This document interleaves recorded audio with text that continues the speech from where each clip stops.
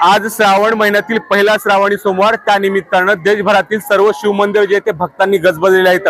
मी सध्या उभा आहे 8 ज्योतिर्लिंग असलेल्या औंढा नागनाथ मंदिरामध्ये। औंढा नागनाथ मंदिरात सुद्धा मोठी गर्दी पाहायला मिळते। ही स्पेशल दर्शनाची रांग आहे। या ठिकाणी पास घेतल्यानंतरच आपल्याला जे ते या रांगेत उभं टाकता येतं आणि स्पेशल पद्धतीने दर्शन करता येतं। आपण या ठिकाणी गर्दी बघू शकता। या रांगेत एवढी गर्दी आहे तर साधारण जनरल दर्शनाची रांग आहे ती गर्दी आपण बघू शकता। दूर दूर पर्यंत या ठिकाणी जे ते भक्तांच्या लांबच लांब रांगा पाहायला मिळत आहेत।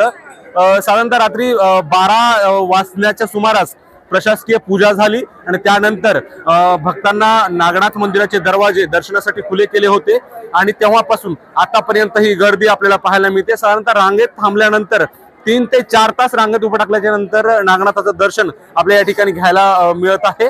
आणि औंढा नागनाथ मंदिरामध्ये राज्यासह परराज्यातून सुद्धा मोठ्या प्रमाणामध्ये भक्त दर्शनासाठी येत असतात आणि तीच गर्दी आपल्या या ठिकाणी पाहायला मिळते।